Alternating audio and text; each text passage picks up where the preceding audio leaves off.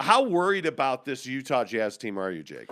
Yeah, well, so if we go back to the Pistons loss, I wasn't necessarily worried about the character of the team or where this team was at as far as, the relationships on the floor and the dynamic on the floor. Mainly because the Pistons just looked fresher. They looked like the better athlete on the floor. Okay, can kind of write that off. Things happen. This game last night, you're at home, you're playing the Cavs, and I tweeted out last night that the Cavs are, a mediocre team by NBA standards. And everyone was like, no, they're not a mediocre team. And I'm telling you that I'm here to tell you that the Cavs are a pretty mediocre team. They're a middle of the field team. They're not, top 10 in the league, I would say. They're pushing for that, but this is a team that going into it on paper, you would expect the Jazz to be able to handle, even with Gobert being out. So last night, I'm watching this game, and I don't even really care that you lost by 20 at home, right? What I'm more concerned about is what I saw, in the game within the game, which is Joe Ingles getting ejected out of this game for basically no reason, right? It was a really stupid thing that he did. And he didn't have to do it, fighting with the officials over a play you weren't even involved in. And then if you go all the way back to the first quarter, elbowing Jared Allen in the face for basically no reason. So to me, I was like, okay, Joe in his first game back is trying to be a pest, and he made a mistake. All right, I can kind of just put that on Joe.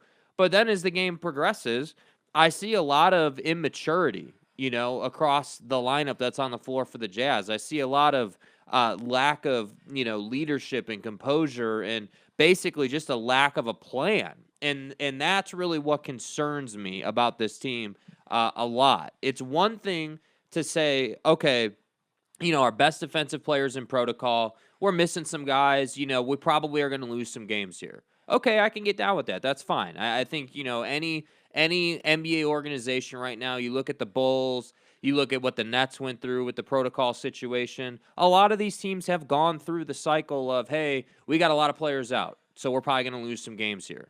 That's one thing. But what happened last night was a different thing. You had most of your guys playing last night, just so we're clear. You had all of your mainstays playing except Rudy Gobert. And you lost by 20 at home because you don't want to move the ball and you don't run offense. And what I mean by you don't run offense, if you watch this team consistently, they walk the ball up the floor, they set a pick, and then they just try to swing the ball. There's no sets. There's no strategy as to how to go at a team that started 3 7-footers last night. Well, I don't even know that that's what the Jazz are doing. I was tweeting during the game about, that they just need to run offense because they're walking it up, and Donovan Mitchell's taking a long three. They're walking it up, and there's one pass to Jordan Clarkson, and he's taking a long three. You're walking the ball up as Donovan Mitchell driving right to the basket. Like, there's no offense being run. Mm-hmm. There's no strategy. There's no – sure, I can't disagree with that. There's no strategy in place. It doesn't seem to me, plan of how you're going to attack the Cleveland Cavaliers defensively. Yeah. Like, they're whatever the Cavs do on defense, you have no plan. You're just going to do you. Yeah. You don't run sets. There's no drive and kick. There's no screen roll kick to the corner. Mm-hmm. Like, there's none of that. Frankly, I think that's the only way this team is elite. And if we're telling the truth about the Utah Jazz, what I'm telling you is that Quin Snyder needs to be on the hot seat. Because this isn't about Rudy Gobert not being in the lineup, and wins and losses don't really even matter to me. What matters to me is what you look like winning and losing, how you play winning and losing. Where's the effort? Where's the frustration? Frankly, today, if you're a Utah Jazz fan, you should be embarrassed for Joe Ingles. That garbage he put out there last night, I don't even know who that guy is. Yeah. The elbow he threw into the face of Jared Allen, okay, that's a technical foul. You were trying to stir the pot. I totally get it. All right, maybe. But then to get involved in an argument with the officials that had nothing to do with you, to the point where you got thrown out of a game where with you in the game, your coach only had 9 available players. You get tossed. Now he only has 8. That's embarrassing. That's bad basketball. That's bad mindset. That's not intelligent. That's why I say if we're telling the truth about the Utah Jazz, I think we got to start looking at Quin Snyder. Yeah, because this team's coming apart. I totally agree, and I don't think that's too strong to say. I don't think Shock Jock Radio or Hot Take Guy or whatever to say that this team is coming unhinged, and that's how I like to word it. Whether you want to say coming apart, coming unhinged, like the team just does not feel like it is together and moving all in the same direction, which frankly, this is the first time I've really seen this kind of dynamic, this sort of just unorganized, just kind of rolling up to play a game mentality out of this version of the Utah Jazz with Quinn and Donovan and this core group of players. And I think that so the point is that's what concerns me. I don't really, losing by 20 at home, yeah, that's never a good thing, no matter what the situation is with COVID protocol. But the way you lost this game and the way the game went, well, I was just like, dude, like, what's going on with this team? Where did the organized Donovan Mitchell led Utah Jazz go? I don't know. And I'm looking like, the box score, and I don't mean to run on, but this is also, if you're a numbers person, what's concerning, I think they had like 11 assists last night as a team or whatever it was. But that goes back to no offense being run. Yeah. It to me, that it doesn't matter that you're losing, you're missing some real important players, including Rudy Gobert. Yeah. Including Hassan Whiteside, Rudy Gay. You're missing guys. So you're expected, in my opinion, to at least compete. Mm-hmm. But this team's not competing right now. You had 11 team assists last night. Yeah, that's shocking, it, dude. To put that in perspective, you have a Cavs team who had 28 team assists last night. 28, dude. Like, they out-rebounded you 50-32, which, okay, I can get down with that. You're missing your bigs. Okay, fine. We won't talk about the rebounds, right? But I just look at the box score.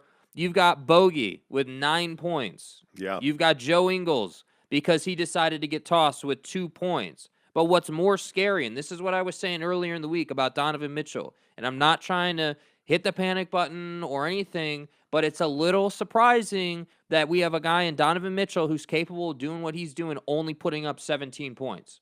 That's a little surprising when your team is shorthanded. Other than Eric Paschall, there was not a single Jazz player that was positive. Yeah.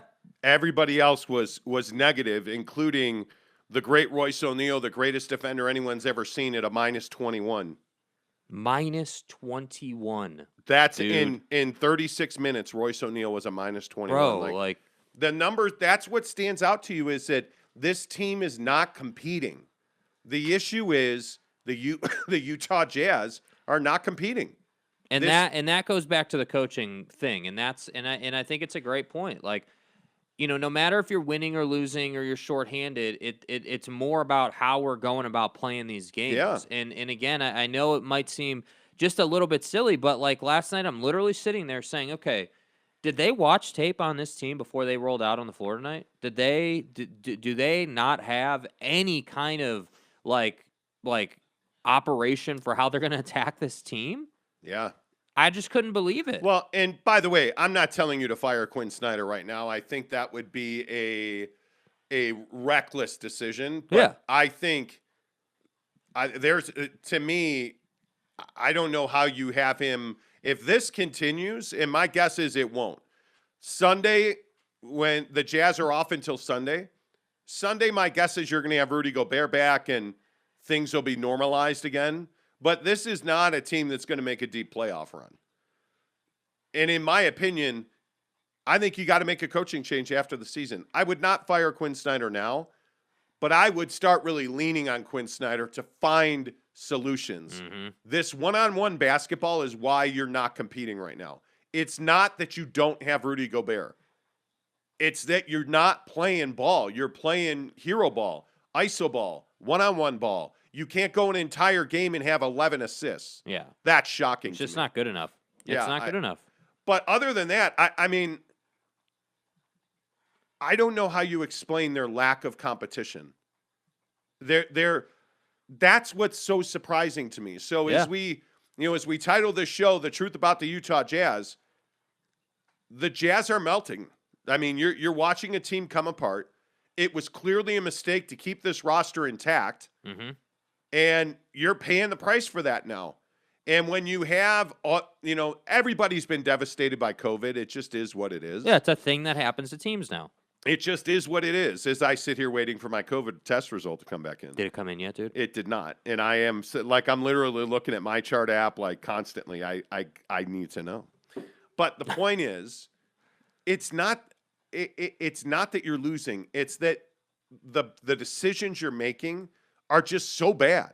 Yeah. They're just so bad. Yeah. I don't know how you justify the things that are being done on the floor right now. And I'd feel a little better really about don't. it if Don was putting up, 25, 30 a night like he usually does, you well, know? Because I'm such a fan of Craig Bolerjack, Right. I was watching the Cleveland Cavalier broadcast last night. Right. Facts. Yeah. And their whole pregame thing was, well, Donovan Mitchell's going to roll out and drop 30 on us. So let's contain everybody else. But you see what I mean? That's a strategy. Okay, we know Don is a great scorer. We know that he's going to get his, which he didn't. But we know he's going to get his.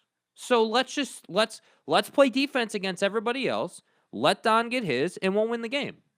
Yeah. That's a strategy. Yeah, well, I guess. Yeah, I mean, look, they weren't going to win this game because you didn't have a center on the roster. I mean, well, I don't necessarily agree with that. This team's capable of making, 25 threes in a game? Well, yeah, but when you shoot 34% from three, you're probably not going to win if you're the Jazz. Agreed. But so that's why I say, like, you are already going to have a special offensive performance because you didn't have a center on the roster. But when you roll out with Royce, Bogey, Conley, Ingles, and Mitchell, and off the bench you're playing Clarkson and Pascal, you essentially played 7 guys last night. Denzel Valentine got 17 minutes. But hold on. How is that any different than any other night? And I'm not being an asshole about it. Because How is that any different? Because you didn't have a center last night. So I think you knew that Jared Allen was going to probably have a big game. He didn't. Jared Allen played 30 minutes, had 7 boards and 12 points. It's not a big game. No. And if you look at Evan Mobley, 15 minutes and 10 rebounds, or 15 points and 10 rebounds. It's just not. That's what's so surprising. So that's why I say, like, last night, if you're the Jazz and you're not going to have a big on your roster and you're going to have some size issues, wouldn't you think that there would be a lot of driving and kicking happening? There would be a lot of ball rotation happening. Systematic basketball, yeah. Right? Like, you would be like, okay, we know that we're going to have, a special performance from 3 tonight to win this game. We know that we're going to have to shoot. We're going to have that 40% from 3 as a team shooting night that we are notorious for having. So let's drive and kick. Let's use Donovan as a decoy, and let's get the ball to guys like Joe Ingles and Bojan Bogdanovic in the corner. Hell, you even get I think Pascal was 4 of 4 last night, or 3 of 4 from 3. I mean, you weren't even expecting that off the bench. Yeah, Pascal's playing well. It really, and again, another indictment against Quin Snyder is, you give Elijah Hughes and Eric Pascal major minutes and they contribute. Yeah. And yet you don't give them major minutes. I don't understand that. Kenny says the Jazz make me sad. All I wanted was a win for my birthday. Well, happy birthday. Happy birthday. Yeah. The night guy says, morning, dudes. Morning, bruh. Morning, bro. He also says, live by the 3, die by the 3. Always have and always will right now. Cody Strickland says, good morning, Vietnam. Okay. Greg Hawkins says, howdy, fellas. What's up, Rockstar? Kenny says, now I have a question for you guys. Do the Jazz need to blow it up now? Is it time? And more importantly, will they? I think you're going to get an indication of what's going to happen to this roster at the trade deadline. Yeah. I think there's a real good chance if this kind of play continues, they don't make a major deal at the deadline. I think what you'll see is a complete dismantling over the summer. Yeah. Danny Ainge has not been a guy who has historically made huge deals at the deadline. He's made 1 or 2 here and there, but he's not the guy that goes out and blows it up at the deadline. My guess is that will probably be his pattern. If in the next couple of weeks you fall out of the top tier in the Western Conference, and my guess is they won't. And this is the other thing. I think you just need your guys to get healthy here. It's a week and a half of not having your best players, right?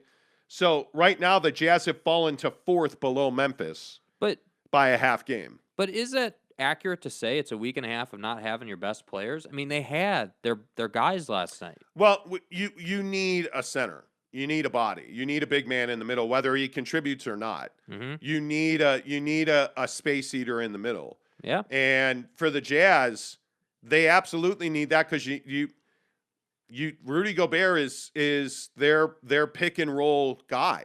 And I mean, if you're looking at the standings, let's be honest. I mean, we said this on the show yesterday too. Like, the top 4 teams in the West have a massive cushion over the rest of the West. So, you've got the Suns who are leading the West at 31-9. Golden State's 1 game behind them at 30-10. Memphis is now in the 3rd spot at 29-14. And then the Jazz are a half game back, 28-14. But then after the Jazz, it's Dallas at 22-19, 9.5 games It's out. mediocrity. Yeah. It's So, I mean, a lot of mediocrity. if you're the Jazz, you've got a 5-game cushion to the 5th seed. I mean, you're not going to fall, to the 5th seed here. Yeah, and Dallas isn't good. I mean, the Lakers got embarrassed last night in Sacramento. The Nugget. I don't know what's taking Jamal Murray so long, but it just feels like he's been out for years. I would agree with you. There's a separation of classes, but are the Jazz falling back to that Dallas, Denver, Clipper, Laker group? Because all of a sudden you look at teams at the bottom of this conference, and there's not a whole lot of quality basketball being played. Mm-hmm. Like you watched the game in Chicago last night with the Nets and the Bulls. It was wildly entertaining. Mm-hmm. And you're starting to understand why the Bulls and the Nets are the 2 best teams in the East. Mm-hmm. But the East is actually playing good basketball. I mean, the Sixers lost last night, but you're looking at a Sixer, Buck, Heat, Net, Bulls are all pretty good teams. Yeah. They're pretty good, yeah. I don't know if Daryl Morey ever pulls his own head out of his own orifice and makes this trade. It is so dumb. But there are rumors around the NBA now that he's asking for exponentially more now than he was previously for Ben Simmons. Yeah, they don't want to trade Ben Simmons. They don't. They want to keep him on an island, keep him out of the league, and yeah. But I mean, that's the only way. That's the only thing you can say about it. Because if you wanted to move on from this and you wanted to actually be serious about winning a championship, you'd have traded him already. You'd have made a deal. You would have understood that your value is not going to come in an all-star in return. It's going to come in picks, and you're going to have to turn those picks into something special out of the draft. Like, you would understand that. The thing that Daryl Morey does not understand is he's not in a position of leverage as far as the league is concerned. People do not have to do business with you. And I know that that's really unfortunate for Ben Simmons' career, but the fact is because Ben Simmons is a limited offensive player in terms of getting his own shot and all that, he's not a super attractive candidate to all these other teams. I mean, you have ESPN this morning talking about how he'd be a great fit on the Bulls. And while, yes, I agree that the Bulls need some defense for Kevin Durant and the Nets, I don't think that financially he's a great fit for almost any team because he's paid so damn much, so much money. So that's why I say if you're Daryl Morey and the Sixers, what are you really doing here? Yep, I agree. Let's get some more comments in here. Cody says, I'm pretty sure that the Jazz will be fine. Sad game last night. Joe stunk it up and made sure he got tossed. I don't know if James is in here or not, but I'm telling you right now that Joe Ingles is done. Like, you're either going to trade him or he's just going to play out the string this year. Yeah. He's done. He's the guy. He needs to move. I don't see that. I just don't see he can compete anymore. Because it's garbage. I mean, I don't know. He's not a shell of the player he used to be. No. And I know we've been saying that for a couple of months now. Joe Ingles used to be able to put up 25 or 30 for this team. Like, I hope people remember that. Like, he's a guy that can make 6-7 threes a game, and he can get you 8 or 9 assists. I mean, I don't remember a time where he airballed 2 shots in a row like that. He was not even close to start the game last night. Yeah. Brylark says, morning, boys. There's James Knight. He says, morning, guys. I love Joe, but his actions last night were selfish and stupid. Wow. Yeah. Wow. Yeah. And it might be time to get on a plane back home because he's done. I'm telling you. Wow, James keeps it real. Yeah, man. Mr. E says, would you pull the trigger and fire Snyder and hire Sam Cassell? I would. Not right now, I wouldn't. Yeah, I wouldn't do that in the middle of a season. It's just No. not. Quinn deserves better than that. The team deserves better than that. But I think it's absolutely warranted after the season. Amen on Snyder the Night Guy says, we've been out coached way too many times. Bogey was a puss fart last night. I'm sorry. Did you say a puss fart? Did you say a puss fart? Like what? It can. You know, Okay. we don't weaponize the female genitalia in this home. Whatever. That's something my wife says all the time. Bogey was a puss fart last night, constantly crying about fouls and always on the ground. That's when I turned off the Jazz broadcast. Yeah. When Holly Rowe and Bowler are ripping the officials, I'm just like, are we being serious? I mean, Really? apparently. Like you're like you were watching this Jazz game and you're complaining about the officials? That's what stood out to you. If you're and the Holly Rowe thing is interesting. Yeah. Because she is I like Holly Rowe. I don't mind her on the broadcast. There's so many people who don't like Holly Rowe, and I don't understand that. Yeah, I think that her contribution sometimes feels forced. It feels manufactured, and that's the tough part about Holly. Like she was part of ESPN's crew on the College Football National Championship, and I just was uncomfortable watching her interview Nick Saban. I was like, dude, like what? This shouldn't be Holly Rowe, with all due respect. Coach Saban. Yeah, like it shouldn't be her. Well, Nick Saban's a tough interview. I think This is Coach Saban. Yeah, there's no doubt about that. Yeah, thank you. Jerry was like, "Where's the Coach Saban drop?" It's right there. Yeah. This is Coach Saban. Yeah. But she has a propensity to be awkward. Mhm. Like talking about Jordan Clarkson's Kobe's last night. Dude, she's literally like, he makes this step back three. You know, it was a Beautiful shot. great move, beautiful shot, classic Jordan Clarkson. And they're literally on the broadcast like, yeah, that was a special move, and he's got special footwork and those special shoes. Somebody tweeted us what shoes he's wearing. He's literally wearing Kobe 4s. Like you don't know that those are Kobe 4s. Yeah, that's a little surprising. Like everybody, But they are older. I mean, Big T, Bowler, and Holly Rowe are not spring chickens. Yeah. Well, you cover the NBA for a living. You should know what a Kobe 4 is. I would think. Brylark said we started seeing the Eagles decline last year. Yep. Cody Strickland said they should keep Ben Simmons out. F that guy. Bite the bullet, keep him off the court for the rest of his contract, and show players in the league that you should never be rewarded for being a little biatch. Well, do we agree with that? Like, I mean, where are you? If I'm Ben Simmons, I would have played this year. Yeah. I think you abandoned your team last year and now all of this year. Yeah, he's being selfish now. There's no doubt. But I'll tell you what, if I'm the Sixers, I'd have traded him last summer. I would not have held on to him. He had less value, I agree. He's got more value now. I agree with that. But you're focused on Ben Simmons at that point. Yeah, why are you playing games? Focus on the club. Yeah, dude. Focus on the team. You know, Jack T, good morning too. He says, if you say Gobert is expendable, that's fair, but then it means you have nothing. Well, but I think you have nothing now. That's the thing. But I disagree that you have nothing. The problem with this roster right now is, and it's still Dennis Lindsey's roster, and not to keep saying it, but I told you so. Yeah. You can't keep this roster intact last summer. Facts. Right? You're built around Rudy Gobert. Yeah. Your defense is, okay, well, I'm a slow, balding white guy, and I'm going to let my defender go by me, and Rudy's going to pick up my slack. Y'all feel me? That's your defensive. That's like Royce O'Neal, Buckets O'Neal, lockdown defender. No. Turns out he's not. He's not. Right? He's not. Your team is built around the wrong freaking guy. Yeah. That's what's wrong with and again, the theme of the show today is let's tell the truth about the Jazz. Yeah. The truth about the Jazz is they're built around the wrong guy. They need to be built around Donovan Mitchell. They're built around Rudy Gobert. Yeah. And you're seeing that right now. Yeah. Right? They are not the same team defensively.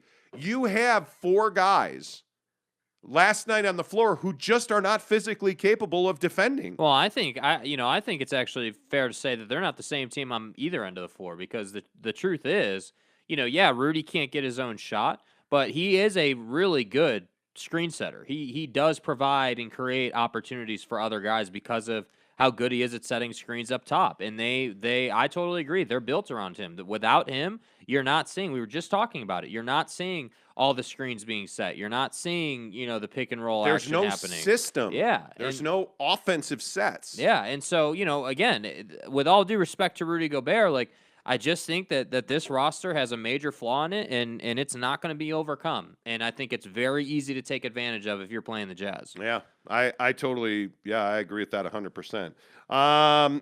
Matt says, can't wait to see BYU in the Big 12. How incredible are Texas Tech, Baylor, and Kansas? That league's loaded. Yeah, well, once they get Jackson Dart, they're going to win the Big 12. So, Hey. Yes, I tweeted I think yesterday.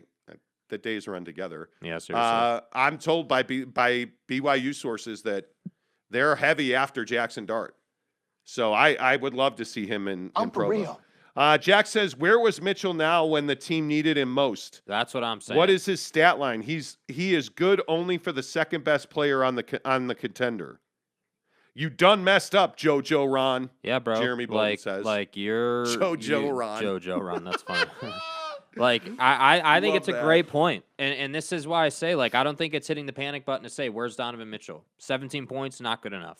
Not even close to good enough. I mean, like I would expect, Darius Garland last night damn near had a triple-double. Or I think he might have had a triple-double. And Don's got 17 and 4. Where are you at, dude? By the way, did you see Kyle Kuzma last night? Yeah.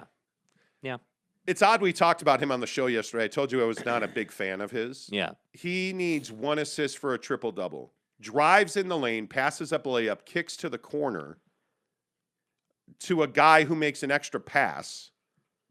And Kyle Kuzma got upset with the guy in the corner because he didn't shoot to get Kyle Kuzma a triple-double. I'll drop that motherfucker. Stopped playing, clapped his hands, yelled at the guy in the corner. Yeah. Cantavius Caldwell-Pope missed the 3. Yeah. The teams run down the other end, and Kuzma's not playing defense. Vexes me. It's ridiculous. Terribly vexed. Night Guy says Pascal plays way better D than Royce. Yes, he does. Yeah. I would, and I think we talked about this when he signed here. I would be starting Pascal over Royce. He's got the same energy. He's a hustle player. He shoots the 3. I love that he attacks the basket. Mm-hmm. I mean, his decision-making's got to get a little better when to put the ball on the floor. Yeah. I think that's one of the main problems that Jazz have. They have a lot of guys that shoot 3s, so it's awkward for them to go to the basket. Bojan Bogdanovic is the example of this. Yeah. Bojan needs to make better decisions. Right. When they drive and kick to him, there's a lot of times where he goes to the basket when he should shoot a 3. Bojan. Yeah, I think Bogey, for this team to be elite, Bogey's got to score 20 a night. Bojan Bogdanovic. Yeah, and we're seeing that he's not that guy. I don't know what happened to this team. I don't know. And it's why I wanted a roster shakeup last summer. I just think that there's a lot of guys in decline on this roster. Mike Conley does not look like the same guy. Huh. I don't know what's going on with Mike Conley right now. None of them look like the same guys. What are we They talking just about? don't. Donovan doesn't look the same. Mike doesn't look the same. Joe definitely doesn't look the same. Like, all these guys. Yeah. Kenny says younger guys can play defense too, Quinn. Yeah. Pascal plays way better defense than Royce O'Neal. Yeah. I mean, he does. Yeah. I think Nye Guy said that. I totally agree with that. Brylark says Rudy Gobert is one of the greatest defenders in league history, and that's about it. That's all he does for you. Well, I mean, I think offensively, he's that guy. Imagine walking down the street. To start walking down the street, you got to put one foot in front of the other, and then you get into your rhythm, right? He's that guy that puts your offense into the rhythm. Yeah, the screen setting is, I know that that's a smaller detail, but it's really important for the way this team plays. Yeah, I don't know, man. I think no matter what happens this year, you got to significantly change this roster. Yeah, because if nothing changes, you're still not a championship caliber team. That's right. And that's why you're playing the game. I'm too competitive. Admittedly, here, and this is something I talk about a lot. I'm way too competitive. I hate being just another also-ran team. I hate it. And Jazz fans deserve better than this. I'm telling you, they are 1 or 2 players from being elite. Mm-hmm. They are if you added a Jaylen Brown on this team, and then you added a legitimate power forward. If you had a guy that can shoot a three and get to the basket, if you had a Harrison Barnes, if you had drafted Desmond Bane when you had the chance, that's the tenacity that's missing from this team. Yeah, that's the issue. And I think in my mind, until they change this roster, they're not going to change anything. I mean, they are built around Rudy Gobert. They are. And it's unfortunate. And it's unfortunate. Yeah, dude. And you're seeing that. And maybe, maybe he belongs in the MVP conversation because you're seeing what this team is without him, which is not very good. Mm-hmm. But that's a huge mistake. Building yourself around a player who cannot easily score is a problem. Yeah. It is a problem. And when you're relying on Joe Ingles and Bojan Bogdanovic and Jordan Clarkson and and oddly, I'm not even saying Donovan Mitchell's name. Like there's the dynamic is messed up. Like that's the best way to say it. And these 3 days off that they're getting, I think, are pivotal. I would not have them do a damn thing today. Yeah. I would. Today's a full-fledged off day. Sleep in, eat well, get a hot tub sesh. Go get laid, get beached up, and then see you Friday morning. That's it, Skippy. That's because this team needs to not basketball for a minute. Yeah. Because they're burned out. They look clearly. burned out to me. They are tired. They are not mentally engaged. Like all the worst stuff in sports, they are right now. The Nye guy, somebody needs to do a wellness check on the Nye guy. I worry about you, Nye. He says if somehow we brought in Brandon Ingram, I'd have relations with his new Jazz jersey. Do you don't worry about stains? I mean, anyway. I just thought that you would appreciate me treating you like an adult. So, of course, Kenny said, if somehow we brought in Kevin Durant, I'd have relations with his new Jazz jersey. Wow. Yes! Bro. Listen, if we somehow brought in Kevin Durant, I'd have relations. I'd have relations with Kevin Durant. Can you imagine Kevin Durant on this team? Yeah. Listen. Any team, dude. Linda. Yeah. Listen. Yeah, dude. That Bulls Nets game last night. I'm Kevin Durant. You know who I am. I mean, that was fun basketball. Yes, it was. We deserve an Eastern Conference Finals of those two teams. As enjoyable as it would have been had the Bulls, actually won that game. Watching James Harden not be the focal point of that offense and watching them flower and blossom like a tulip. James Harden was 5 of 8 from 3, 25 points, a plus 24. He's an assassin. Kevin Durant was 3 of 4 from 3, 10 of 11 from the line, 9 dimes, 2 steals, 27 points. I mean, I wake up in the morning, I piss excellent. I mean, Good God, Molly. Yeah, dude. I mean, hey. You got 21 from Patty Mills off the bench. Yep. Kyrie Irving gave you 9 points, 3 assists, 4 rebounds, 1 of 3 from 3, and you rolled the Bulls. I mean, now, and the Bulls have a similar problem to the Jazz, except it's reversed. This team's built around Zach LaVine, which I think is a mistake. Mm-hmm. I mean, they are, because you don't have, Nikola Vucevic, with all due respect, that Derek Jones Jr. knee injury. Oh, dude, no. That looked like a torn patella tendon if I've ever seen one. But This is a code tennis board. They missed him. But what you're getting out of Kobe White off the bench right now. Yeah, Buddy's making his shots. I'm telling you. You look at Zach LaVine last night, he shoots 8 of 13, 22 points. Lonzo Ball last night, 2 of 4 from 3, 9 points, 14 out of Vucevic, and DeRozan gave you 19 and didn't shoot a 3. Yep. That team's going to be tough to reckon with when they get fully. They need one more guy. You need one more guy. I think Zach LaVine's a great player. That's the guy you need on the Jazz. That's the guy that can get to the basket, get to his mid-range, shoot a 3, and plays he's not defense. 6'1". Yeah, that's the guy you need on the Jazz. Yeah. The Bulls are built around him, and I hate it. I hate it. Like he just is. He's an alpha male. Mm-hmm. Is Donovan Mitchell a superstar? No. Nope. No team that has a bona fide superstar is doing what they're doing right now. No team, because a bona fide superstar isn't going to allow it. You're not going to allow your team to flounder, not even from a win-loss perspective, but you're more from a composure, from a, hey, this is how we're going about playing the game. No guy is going to allow his team to do that, and I think that Don can be a superstar. I think he's still got some growth to go through, but I just don't think that's where he's at right now. Jeremy Bolton.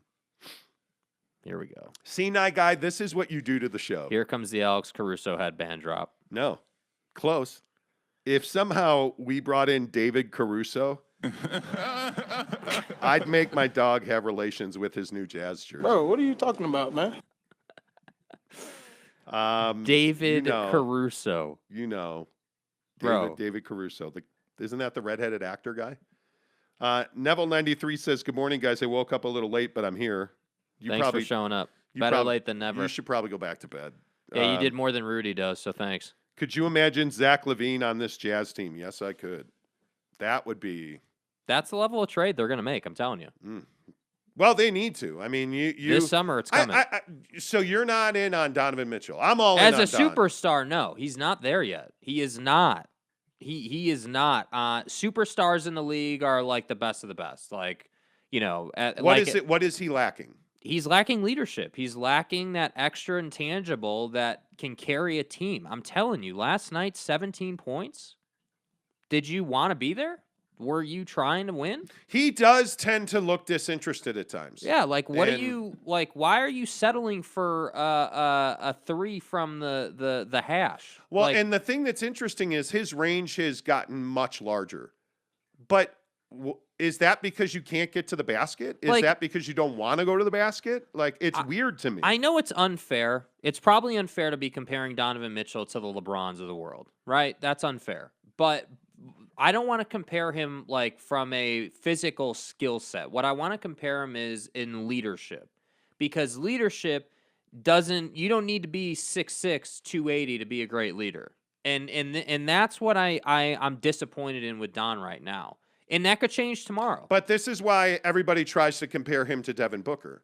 And I'm just telling you, not because Devin's my guy, even though, did you see that Devin Booker, wet like on book, my guy, D-Book, changed his Twitter avatar to the Raptors fucking Twitter's mascot. been going crazy. Great. He has fully embraced his idiocy from Toronto the other night, which I love.